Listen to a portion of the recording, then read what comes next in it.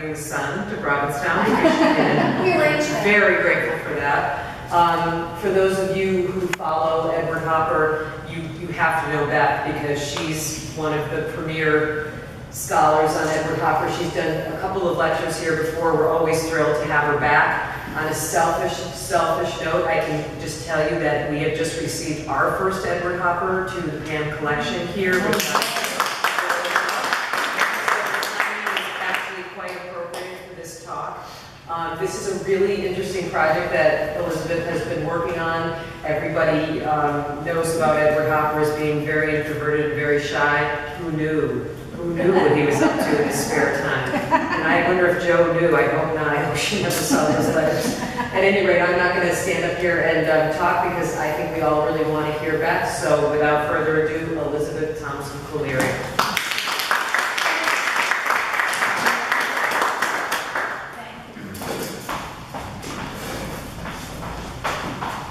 I'll talk a little bit from the microphone and then I'll talk a little closer to the screen, but I think you'll be able to hear me as I project. I'm delighted to be here. I'm thrilled that you've all come, that you're interested in this work and interested in Edward Hopper. I'm going to start off by talking a little bit about the work that I did prior to when I did the book.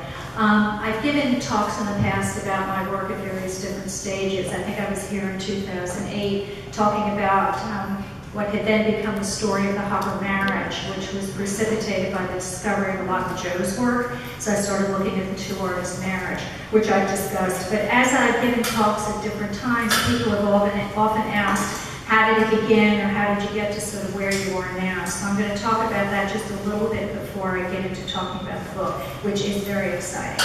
In fact, two of the things that are most interesting about the discovery of these letters is the fact that Hopper pursued this woman for 10 years, 1904 to 1914, which is prior to when he was involved with Jo.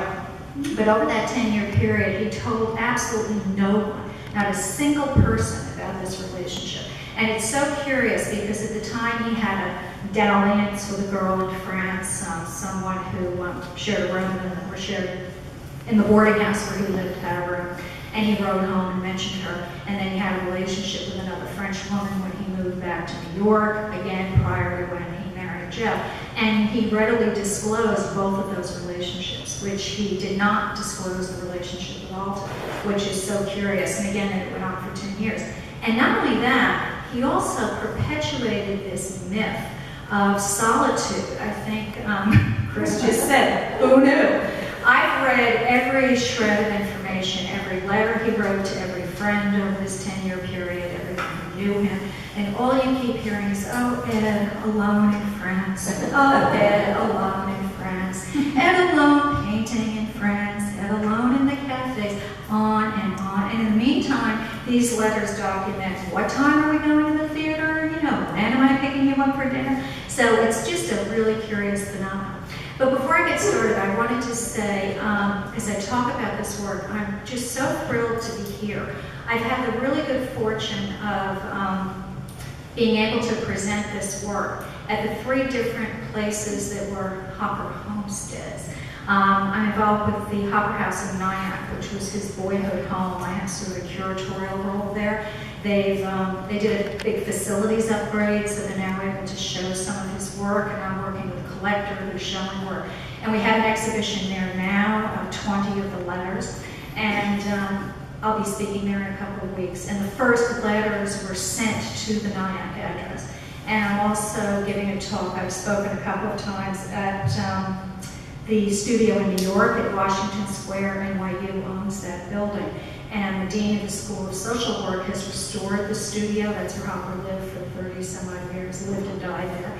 And I've spoken there, and I will speak there again in the fall. And it's just wonderful to be able to be in these places where he was situated. Now, he never received a letter from Alta here. Again, that time frame is 1904 to 1914. But as you'll see when I start to talk tonight, a lot of the prototypes of how men and women interact, couples, that appear in his later works, many of them painted here in Truro, go back to this relationship. We see poses, different positions and stances that male and female figures take. They go back to the period when he was with Alta, and those same poses appear over and over again in his later work. And so a lot of those later paintings were painted here in Truro. So I'm really delighted to be here in the third of his homesteads. Let's have a picture, Mary. So just in terms of a little overview, I'll do this very quickly, but as I said, people often ask, how do you end up on this kind of a quest? And it has become a quest. I was a graduate student in 1978. The Hopper retrospective was up at the Whitney, and I was in a seminar on modern art and psychology. Jack Spector was teaching. And we had to do a paper, an extensive paper, and he said, well, what are you writing on? And I said, oh, I don't know. And he said, what have you been looking at? I was an American scholar. So I said, well, I've been to the Hopper show 3 times. And he said, well, what do you see? And I said, I don't know, there's something about the women. So he said, go back. Now, we all know Hopper's lighthouses. We know all those kind of paintings. And I turned the corner and saw this and said, yikes.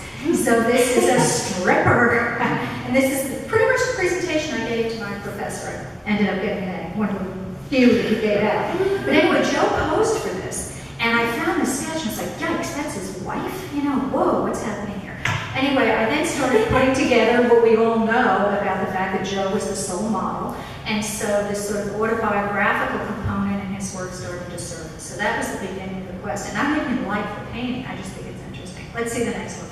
So after we looked at this, I started looking at Hopper's sketches of women. And I was doing this for a period of several years. This was on its way to being a publication, it was on its way to being an exhibition, it appeared at venues, it's been sort of all over the place.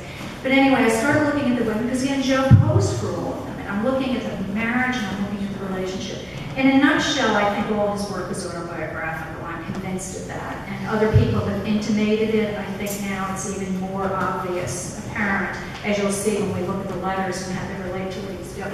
So one of the things I observed about the women, I should also say this is a wonderful little book. This is less than one chapter of the larger book I've written on the story of the marriage, which brings in entire chapters of additional information. One of the chapters is on the women and Joe's role as his model and muse. But one of the things I observe with the women is that all the clothed women, many of the clothed women, they're sexualized. The clothes are skin tight. They're often standing in poses. If you see this painting, the dress is almost sheer. So most of his clothed women have this really sexualized kind of presence. The clothes are skin tight, they're sheer, and they stand in these kinds of poses. You'll see them over and over again. He first drew that pose when he was drawing pictures of prostitutes sitting in the cafe in Paris when Alta wouldn't go out with him. Sit in a nutshell. The other thing I noticed is the nudes. He didn't paint many nudes. His nudes are not in any way sexualized. The nudes are, she's one of the calmer ones. I'm going to show you a few others. The introspective, bordering on despondent, bordering on despairing, but the nudes don't have any kind of sexual presence at all, which isn't all that unusual, but in his case, it's such a pronounced contrast when you look at the clothed women.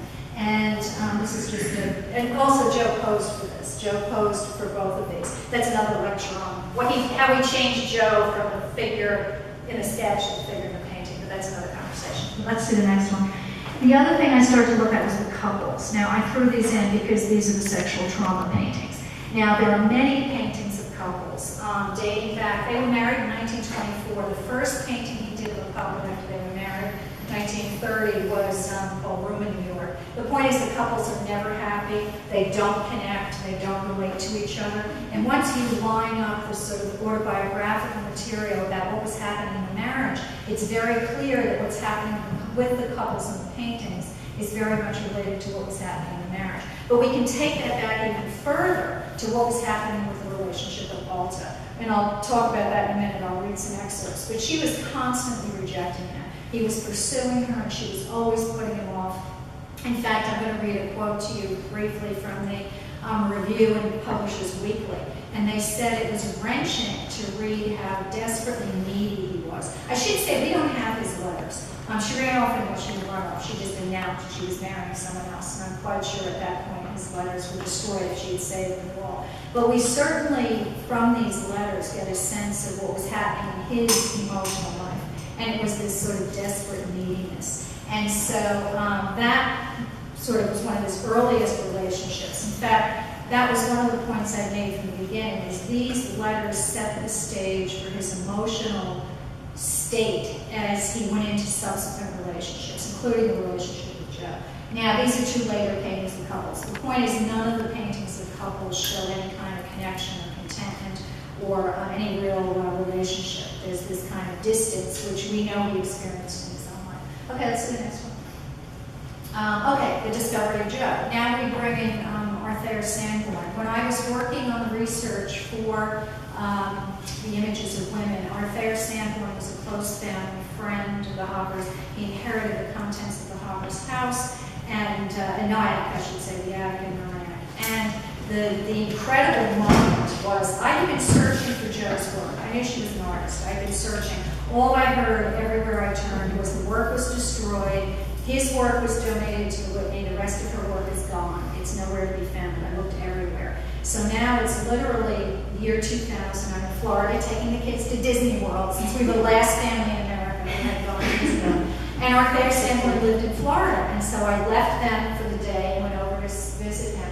And it was right after the Hopper Watercolor Show had been in Washington, and I had seen that, and I knew all the work, I knew the curator. So I'm walking through the house, and Sanborn is showing me some things, and there's this beautiful watercolor on the wall. And I said, that's beautiful. I said, I've never seen that. That wasn't in Washington. He said, that's not by Ed, that's by Joe. And I said, that can't be by Joe. All her work has been destroyed. And he said, oh, no, they're in the basement. And sure enough, comes up with these boxes of these magnificent watercolors, which were exhibited here, as Diana remembers. We did an exhibition at the Truro Historical Museum in 2000. And then Arthur said, they're definitely at the Whitney. Now, at that point, I had sort of finessed my way into the Whitney. I'd been a research associate in the gallery there, in the library there for 12 years.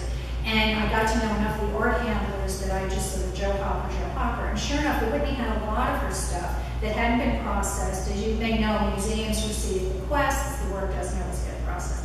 So lots of her work, including this. This is a beautiful little oil sketch, influenced by Webster, who, thanks to Stephen Workowski, Stephen and I first bonded over Webster, who Joe studied with here on the Cape. And I was looking for the source of Joe's early style. This is one of her early oils. And sure enough, she had studied here with Webster, and I hadn't found any of his work. With Stephen's assistance, I was able to do that. This is 2004. So now there's a story in the cover of the Woman's Art Journal on the rediscovery of Joe. And that's when I started working with Sanborn and working with him specifically on Joe's work, and then gradually other materials that he had. And I won't get into sort of the politics of the other Hopper scholar, but Sanborn had a lot of stuff that had not been shared with Gail Levin, and so I had access to that material, which gave me an opportunity to really pursue a whole different avenue of inquiry through these new documents, and ultimately led to the letters. Let's see the next one. Okay, this is my favorite. Isn't this so charming? This is a little, it's obviously Truro, because there's the old meeting house when it was still standing. This is one of the sketches, this little caricature, a little drawing that Sanborn had. I eventually would like this to be the cover of the book. I call it Painting Together.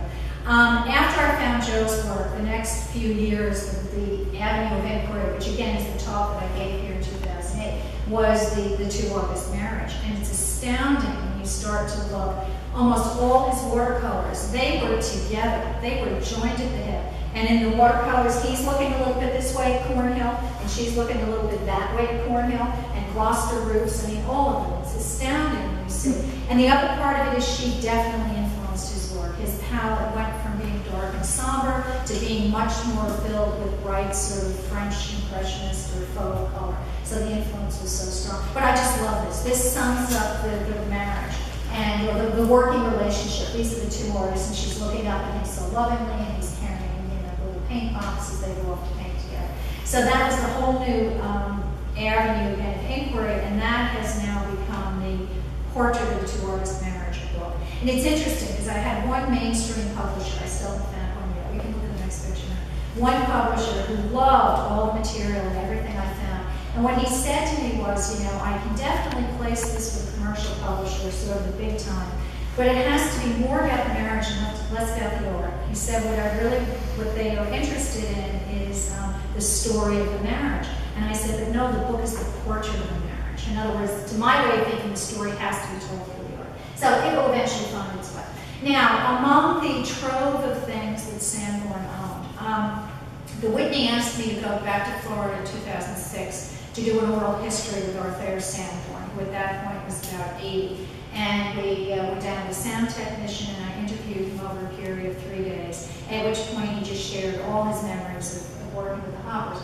And one of the things he mentioned was the secret French girlfriend. And he said, oh, the attic, there was a box of the letters from the secret French girlfriend. And I was like, stop the tape, what secret French girlfriend? Who knew? So he said, no, he loved her, and he pursued her, and the letters. So he passed away shortly thereafter, and his son Phil moved everything up to Boston. And about a year later, Phil called me and he said, you want to start looking through some of the stuff? So I hightailed it up to Boston, and we found the box with the letters of the secret French girlfriend. Of course, he was Alta. So the Whitney was very interested. We all got excited, so we did the book.